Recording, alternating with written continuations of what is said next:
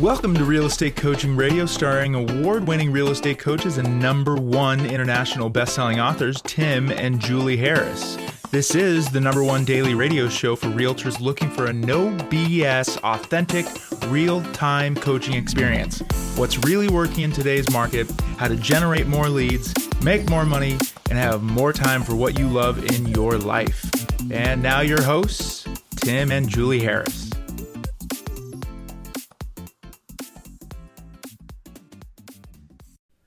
3, 2, 1, and we're back. Julie, it is May the 11th, and we are picking up where we left off yesterday. We're talking about Napoleon Hill's 17 Principles for Success, and today we're picking up on success principle number 10. And before we get to that, our next point, I want to thank all of you for continuing to give us such great feedback on our book, Harris Rules, on Amazon. We really, I should admit it, but Julie and I really do read the comments, and we really thoroughly love the positive comments from all the book purchasers. So absolutely positively, if you purchased the book and it's had an impact on your life, please do share your positive feedback with other potential purchasers, because guess what? You're indirectly helping them. You're helping them make a decision to buy the book and get on the right course for building a very successful real estate career. And also, thanks to all of you for continuing to make this #1 listened to daily podcast for real estate agents in the nation. I know on some shows you're listening and you're thinking, how the hell is this the #1 listened to daily podcast for real estate agents in the nation? But guess what it is? So we really, again, sincerely appreciate all the great 5-star reviews on iTunes. It does mean a lot to Julie and I. We do this podcast every single day, and our whole focus is to delivering the information in a concise, no BS way so we can have the greatest amount of impact on all of you in the shortest period of time. We are doing our best to help all of you. We know that we have to help you overcome a lot of the mental and emotional headwinds that is this world that we all find ourselves in now, and that's what we do. We want you guys to find this podcast to be someplace you want to listen, or someplace, but it is kind of like a place, isn't it, that you want to listen to and visit every single day, because it's going to help you center your thoughts and your emotions so you can be in alignment with your truest purpose on this planet, your highest and truest purpose on this planet, which is being of service to other people. And heck, there's nothing wrong with making a ton of money too. And so on our podcasts, on all of our podcasts, we've had over 10,000 shows downloaded over 10 million times. 2,000 shows downloaded over 10 million times, that we have always stayed true to that mission. And based on the feedback we're getting from all of you guys, we're doing a good job, and I sincerely appreciate it. And if you're a regular listener and you have not given us a 5-star review on iTunes, that is going to be your homework for today's podcast. So Julie, we're going to pick up on Principle of Success point number 10. Yes, and Principle of Success point number 10 is called accurate thinking. Everything begins with a thought. To think accurately, one must separate fact from information and actively categorize and prioritize those facts. So we talked a little bit about this on some of the other points, but one of the things I jotted down was, where do you even start with regards to media entertainment? We talked about this a little bit on the other show. The news is no longer news, it's opinions, but practice a media-free life and you won't have to worry about it. So if the principle of success is accurate thinking, and Napoleon Hill says to you to think accurately, you've got to separate fact from information and actively categorize and prioritize the facts, practicing a media-free life seems like the right thing to do. And he wrote that before there even was anything remotely like what you guys get distracted by today. He wrote that in the 20s and 30s, and there were probably at that point maybe 2 or 3 influential newspapers.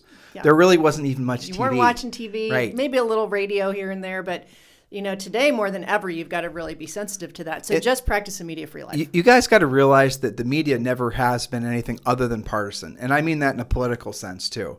And if you go all the way back down to William Randolph Hearst, right? And there was he was basically controlled most of the media, especially as pertained to politics in the major cities around the United States.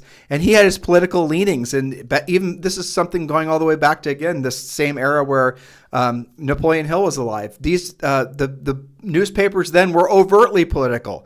And to think now that you're not basically caught in a confirmation bias sort of approach to life, and when you're consuming the same content every single day, is asinine. What you're doing is you're reinforcing a lot of limiting beliefs that you have about life, your fellow Americans, humanity, and really what your true potential is on this planet. I know that's a big, lofty thing I just said, but I want you to just carry this away with you. If the one thing you do from listening to this series that we're doing for you is you just decide to go media free for a week. That will be the greatest gift you've ever given to yourself. And I want you to notice, for those of you who have the courage, those of you who have the fortitude to actually go cold turkey on it, you're going to go through media withdrawal. You're going to start, getting twitchy. You're going to start looking for, oh my gosh, am I missing something? Who said what? What's going on here? What's going on there? I mean, media free. No Facebook, no Twitter, no Instagram, no whatever the other Mickey Mouse you guys are doing on social. No, certainly no cable news, no newspapers, no media, period. Go completely media free and watch again how on the first couple days of going media free, you start to go through withdrawal. You're going to get anxious, nervous. You're going to have pangs of insecurity because you feel like something's getting by you. And that is your ego. 100% your ego is looking for that little hit of endorphins that comes from, some sort of salacious headline or news story. Your ego is telling you that you're losing control of your community, right? So you believe that you are what you listen to. You believe you are what the media that you associate yourself with. So if you're left-leaning, let's say, and you all of a sudden decide to tune out all sorts forms of media, and you are all of a sudden now going to start going through withdrawal because you're feeling like you don't have the same sense of personal security because you're no longer going to be, listening to and consuming and reinforcing your own world perspective and your own beliefs by listening to, MSNBC every day, 10 times a day. You guys get the point here? You start missing your own confirmation bias. Right. You start going through all these forms of withdrawal, and those pains, those little bits of mental anguish, those actually are, it should be for all of you, cathartic, but also cause you to be very introspective. And by introspective, I want you to start realizing that, yes, what Tim and Julie are saying, I am going through some, if you get off caffeine, if you're a big coffee drinker and all of a sudden you stop drinking coffee, you're going to go through a headache. You're going to go through withdrawal. You're going to have problems concentrating. There are actual physical ramifications of breaking any sort of habitualized activity. And media is certainly one of those habitualized activity that you need to seriously consider getting off of. Because on the other side of it, what's going to happen is there's an old saying, nature abhors a vacuum. And what that means is when all of a sudden you remove this thing that you were doing and spending all this time doing media, your brain is then going to look for something else to fill that chasm of emptiness. And I will strongly suggest you fill that with things that are going to be similar to these success principles that we're sharing with you. So if all of your time is spent basically focused on and circling around the drain of negativity, no wonder you don't have any opportunities to allow your brain and your thoughts and your actions to reflect the person that you want to be, because you're too busy reinforcing this perspective you have on people, on humanity, on politics, on religion, on this social issue or that social issue. Just focus on your highest and truest purpose on this planet, which is being of service to other people, and then focus on becoming the best version of you as a real estate professional. And when you do, you will have an unbelievable opportunity ahead of you to change the world in a meaningful way, starting with yourself. Exactly. So it makes a lot of sense that the next principle of success then is controlling our attention. Okay, so what does that mean? Controlled attention is the principle that commands us to focus actively and exclusively on those things we desire to achieve, resulting in its imminent attainment. Controlling your attention. For example, follow one course until successful. Do the actions it takes to meet or exceed the goals that you did in your real estate treasure map, for example. But stop getting off course, and related to that is my next point. Are you a sampler or a dabbler, or do you actually stick to it? Developing duplicatable and predictable sources of listing leads should be your primary focus until successful. Then lather, rinse, repeat until you're maintaining your magic number. Now, I threw around some terms in there, magic number, okay? Yeah. Magic number is the number of listings that you have to maintain at all times to meet or exceed your monthly unit goal, which is related to your goals in 5 areas of life, right? So we do a lot of math in the real estate treasure map to help you figure this out. Which, by the way, they can get for free. The real estate treasure map is one of the many books that we give you for free. And all you have to do is text 2021 to 47372. Text 2021 to 47372. And when you do, we're going to text you back the real estate treasure map, Think and Grow Rich for Real Estate. We're going to text you back a lot of other books as well. But those are the two most important ones, being that they're going to give you the most sense of confidence, clarity, and direction. So go ahead and text 2021 to 47372, and we'll text you back the link to download Think and Grow Rich for Real Estate and the Real Estate Treasure Map. That's right. So this is kind of like one of the other principles we talked about in an earlier podcast, which was your definiteness of purpose, right? So controlling your attention is related to that. Let's give them a real practical Sure. example of that. So if you wake up in the morning, we're beating the crap out of media lately, aren't we? Well, but it's got it coming. It definitely has it coming. So if you wake up in the morning, the first thing you do, and this is what most people do, is you turn on your phones and you start perusing for what? Whatever you may have missed overnight, your emails, you're going to read headlines, you're going to have all kinds of different people that are doing their best to jump right into your head and manipulate your thoughts and thus your behaviors for the rest of the day. That's what happens every single day. So you get up, you check your garbage on your phone, and then what happens is you basically reinforce it with more garbage. You're going to have your coffee and you're going to watch the news. You're going to read the newspaper. You're going to read more garbage online. And then you're going to try to squeeze in a little bit of work. But strangely, you're not motivated to. Strangely, you're in a bad mood. Strangely, you're not really operating from a place of wanting to be of service to other people. Well, I know why. Because you filled your mind and you sucked away your own potential by allowing all these other people to co-opt your, essentially what you could have done that particular day, the people you could have helped. And then throughout the day, you continue to reinforce it. You're listening to the same radio stations if you're still listening to radio. You're still listening to the same thing at the same time every single day. And what do you end your day with? The same way you began your day. More garbage. Garbage in, garbage out. And you do that for weeks, months, years. And you wonder. You don't even notice it because it's a habit. Right. And everyone else operates the exact same way. And this is why occasionally I get from coaching clients, what should I do when I walk in a listing situation and they have an opposing political view of mine? Okay, number one, why are you even looking for that? Number two, how is that even remotely relevant? Your job is to be of service. So that's how it can sneak in and have them think that they're supposed to only do this in that situation and that has to be in total alignment with their beliefs. It's just very pervasive. It is, and it's almost like you're being socially an outcast if you don't somehow wave a certain political flag in a certain direction. And we're doing our best to walk the line here on politics, but you've got to realize that if you want to truly be of service to other people, it's not that you don't have your opinions and your beliefs, whichever right or left that they're leaning, but they're irrelevant for being of service to other people. How would you like to walk into a vet or a doctor or an accountant or anybody who's a paid professional, and essentially they're then putting their politics and their own, moralistic beliefs in your face, and it's not what you think, right? Is that how a professional acts? No. And yet, what are you guys doing? A lot of you do the exact that. You spend time on social reinforcing, a sort of set of beliefs you don't even really know why you have. And I guarantee that there are some listing appointments that don't get set because it was going to be competitive. They went Googled you, they saw your social media, and they said, not for me. Your job is to be of service to other people. Your job is not to be political, and you don't know. I'll give you guys an interesting example, and this happened to Julie and I. So we sat down. This was pre-COVID. I'm remembering the lady, and she didn't have a mask on, so it was definitely pre-COVID. Mm-hmm. So we sat down at a little cafe, and the agent was from Washington, D.C., right? Yes. And we didn't know she was an agent. Mm-mm. But they were there, and, Julie and I, we were having our coffee. The tables were relatively close together, so it was definitely pre-COVID. Yeah. And we started having this nice little conversation with her. She and her husband were on vacation, and they were here, whatever. He owned a big plumbing business, and she was sure enough an agent. And without a blink of an eye, she then starts spouting off to us her political dogma and didn't even stop to check our temperature, right? Didn't even know what our perspective was. No. Didn't even have a sense of what we might actually think or feel about what she was saying. Did not give a rat's ass. Mm-hmm. She just was so used to being surrounded by other people that thought and acted exactly like she did. She didn't even fathom or didn't even pop into her brain that maybe Julie and I, don't really care. What her political views are. B, we don't talk politics at any time with anybody because it's not really it's not real conversation. No, it's you. And sometimes when you're arguing some point about some particular political hot button, you don't even understand fully the ramifications of the point you're arguing. So somebody who's trying to basically leverage your beliefs about green energy, let's say, and they're going to start hitting on all the hot buttons of the environment and the global warming and whatever it is.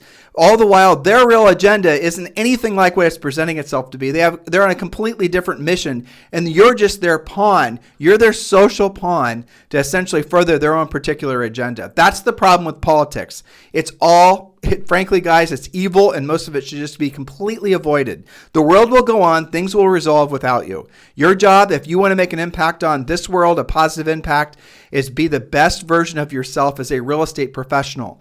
You do that primarily. You help a lot of people. You make a lot of money. You then, with that money, can then reinvest that into the things that you care about. And that's how you basically make it so that you're truly having an impact, not by wasting your time trying to join some big sort of politicized social club on social networking or whatever, and just surrounding yourself with the people who are 99% negative. Hey guys, here's a question for you. When is the last time you went on any sort of social media? Julie's social media is very nice because she prunes it.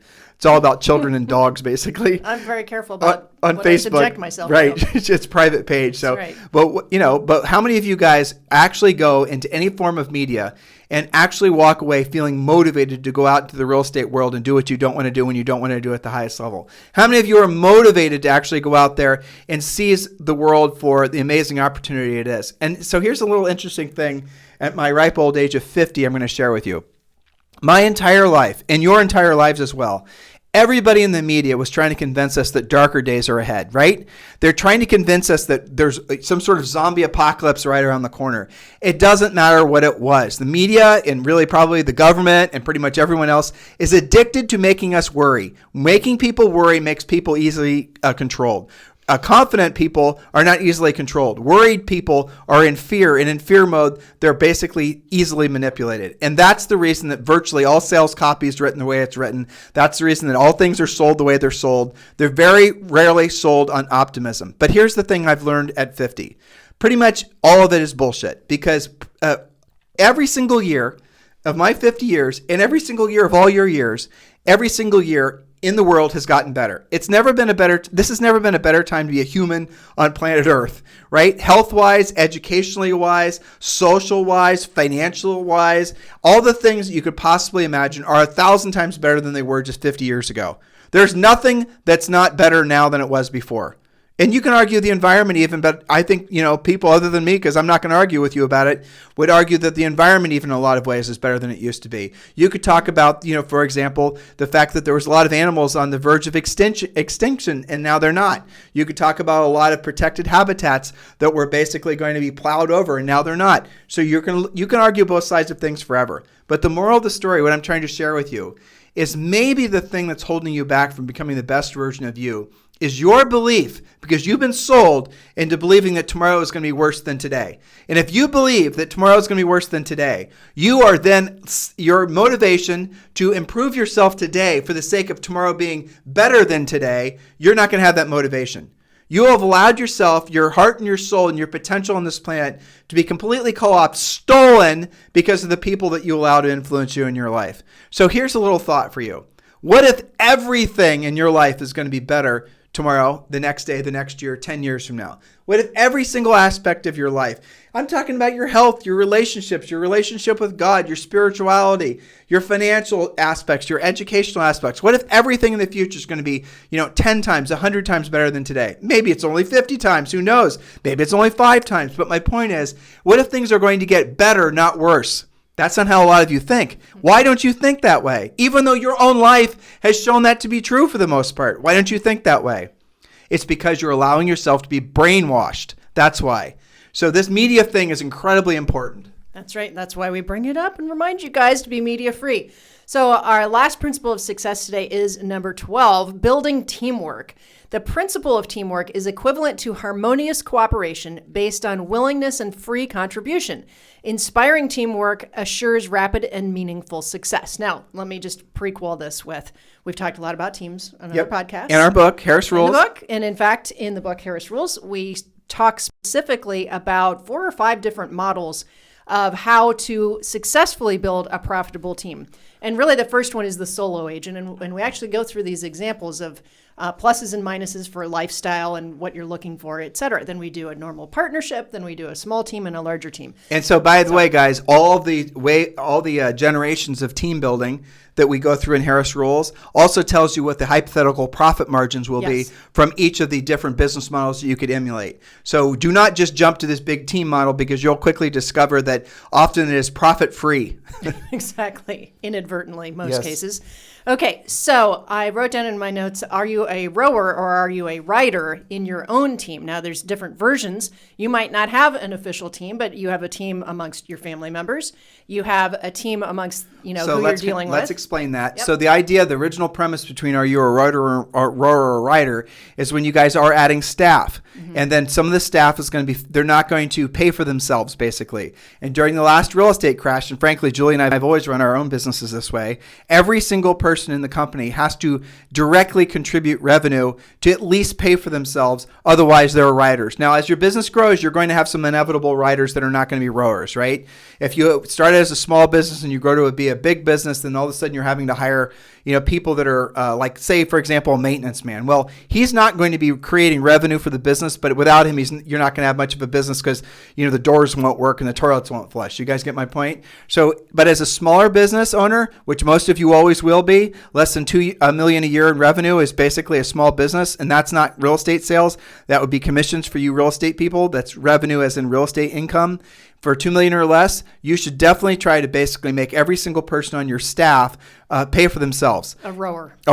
And otherwise, you're going to have a bunch of people that are in the boat, rowing, and a few people in the back that are just riding. And that's not the way to run a business, because the problem is when there are reversals in your business or there are reversals in the economy or your local housing market, if you have too many riders in your boat, they're actually going to cause the rowers to run out of energy and they're going to sink the boat. In other words, the fixed cost of having to pay for all those people that don't pay for themselves will absolutely kill your business. And so that's the thing about when you're scaling up a business, when you're scaling up any kind of team. In our book, Harris Rules, we give you suggestions on how you can actually make every single person on your team. Oh, Tim, that's a transaction coordinator. They shouldn't be necessarily responsible for doing anything because they're servicing the transactions. Well, why don't you start having them do some BPOs? Price opinions. Why don't you have them pick up, maybe they have one or two buyers that they're working with at all times just on the weekends. Make it so they at least cover their own fixed cost. Yes, they give you referrals from their own center of influence is another method of doing that. One of the easiest examples here, rowers versus riders and team building, is buyer referral agents versus team buyers agents, right? So when you have a referral agent or several agents, and you're not working with buyers anymore, or you're spinning off some of your buyers, those are referral fees that you're getting. And you can hand select those referral agents. They don't have to be part of your team. Versus specifically on your team buyers agents who constantly are asking you for more leads, spend more money. They only work the cream. It's a totally different scenario. And I have to say, Tim, I think you would agree with this. So let's explain what you just said in more detail, okay? So the buyer agent model is dead. Just dead. Now, you as an independent agent working with buyers, that's not what I'm talking about. I'm talking about these big teams that have a bunch of agents working with them who are they are providing those buyer agents with leads. They're essentially spending a lot of money to, then service those buyer agent transactions, all the rest of it. The reason that model is not working right now, never really did work, kind of worked back in the 90s before there was this proliferation of buying leads. Truthfully, buyers agents back then were forced to be part of the team to proactively lead generate. But nowadays, you guys just basically stock your teams full of these pissed off, angry baby birds who are constantly screaming for Where are the worms? Exactly, right? And that's what basically sucks your profit away, by the way. But if you combine this with the fact that the buyer agent commissions are literally dropping in many markets, they're going from what they were to half of what they were to half of what they have, and they're going to continue to fall because in an ultra competitive seller's market, the seller listing agents know and the sellers know that you don't really have to pay a buyer's agent commission. It's going to sell itself without one. Yep. And we're also seeing in a lot of markets that the buyer agents are actually putting their commissions in the deal, as in like you don't have to pay a buyer agent commission. You can just pay me $1,000 versus say the 2.5% or the 3% that you've got in the MLS just to give my buyer a shot at getting the house. They're doing that because they know that they can't. There's not enough listings for sale, and they know that buyer is probably going to lose interest in looking for houses if they can't be put in a contract on a house. Okay, so the moral of the story is the buyer agent business model at this extreme end of the seller's market is definitely in flux. So what we suggest all of you do, and we've looked at 1,000 spreadsheets and P&Ls for different agents and different teams, as opposed to ever building a buyer's agent team, even if the market starts to migrate back towards a balance, let alone a buyer's market, what we want all of you to do is form what eXp Realty calls basically a self-organized team. And what you could then in essence can do is have agents in your marketplace that are part of your self-organized team that you then can refer the buyer leads to, but you're not responsible for them for anything. You didn't promise anything other than the occasional lead that you're going to send their way. And then you do charge them a 25% referral fee. And here's what a lot of you guys won't be able to understand because no one's ever explained this to you. Your net profit, if you have buyer's agents working for you on staff, considering all the services that they demand to be included, if they're going to work for you, if they're going to give you the honor of, being buyer's agents for you. And so the amount of profit you'll make off of them is far less than the amount of profit you, if any at all, by the way, than you'd make if you had buyer's agents in your independent agents that aren't a part of this sort of bastardized team model that so many of you guys think is the pathway forward for you. If you stop trying to have these as, in-house buyer's agents that you're again providing all these supporting services to, and you just start referring your buyer leads out to independent agents, you then can start making 25% referral fees, which is on average 25% more than you're making from the agents that are working for you now. Yes, and you have far more control too, because that referral agent does not have a built-in expectation of having a flood more leads from you. Right. If they do a terrible job, you don't have to use them again. You can have a handful of different referral agents that are specialists in different, you could have one for luxury, one for a certain area, somebody that's really great at new construction. And if it doesn't work out, you just move on to another one. Versus some of these teams you guys have built, because your best friend got licensed at the same time you did, doesn't mean that they're going to do a good job for anybody. And when it comes time to fire them, you can't bring yourself to do it. And here's the irony of it. Why is it that you guys, if you know the numbers, if you actually were, and it doesn't take long for you to see the numbers and realize that having a traditional or what's become a normalized agent team where you have all these buyer agents working for you, it's so obvious that is an absolute exercise in futility, assuming your goal is to make profit. Then why do agents still do it? Number one reason is ignorance. They don't realize that they're not going to make any profit. Number two is arrogance. They think that somehow they're going to beat the odds and they're going to be the one agent of a billion that builds a profitable team. And number three is ego. So their goal is basically to essentially sell units so they can get more plaques and trophies and awards. And they actually think that is what their mission is in their real estate business. It's not to, it's not to make a profit. It's to basically get recognition. So assuming that you're not going to be motivated by arrogance, ignorance, or ego, then you need to seriously consider what we're saying about adding staff. And we're seriously consider what we're saying about having buyer agents work for you. Because it really is an exercise in futility, which circles back to our whole premise that you should be spending all your best energies every single day on becoming a powerful listing agent. Exactly. So what do you do about all of these points? Well, we've given you actionable items on every single principle of success.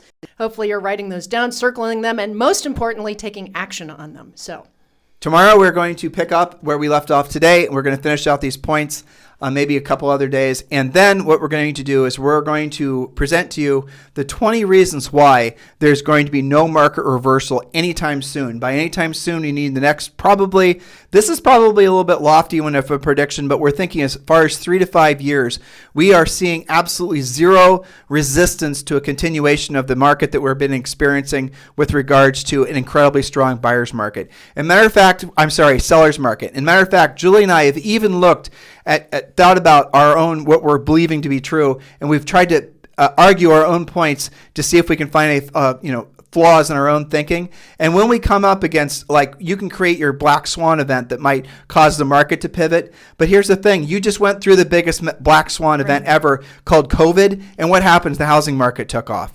So there's not only no financial reason why there should be a housing crash. There's not going to be a raising of interest rates. That's just a myth. There's not going to be anything other than inflation, which is going to make asset prices increase, starting with your house. I mean, we can go down the whole list now. We will. I mean, we're really excited to present these points to you because we've created this content for you guys to present it to your marketplace. So you can actually have it for your clients, so you can show them this is the reason why you need to be taking action now and purchasing a house or putting your house for sale and not waiting. It is an objection handler. Exactly. It's kind of a script, really. It is kind of a script. Wow. Oh, we just slipped into a script. We did. Script warning. Dum, dum, dum. Right, hey, did we tell them to text 2021? Let's do it again. Okay. Remember, guys, if you don't have your real estate treasure map, or if you don't have Think and Grow Rich for real estate, text 2021 to 47372. Text 2021 to 47372. And when you do, we're going to text you back a link to download the real estate treasure map and Think and Grow Rich for real estate. Thank you for continuing to make this the number one listened to daily podcast for real estate professionals in at least the United States, maybe the world. This program has been a presentation by Tim and Julie Harris, Real Estate Coaching. For more information on our real estate coaching and training programs, visit our website at timandjulieharris.com. Remember to tune in weekdays at noon for upcoming shows, and until next time, thank you for listening to Real Estate Coaching Radio with Tim and Julie Harris. This podcast is a part of the C-Suite Radio Network. For more top business podcasts, visit c-suiteradio.com.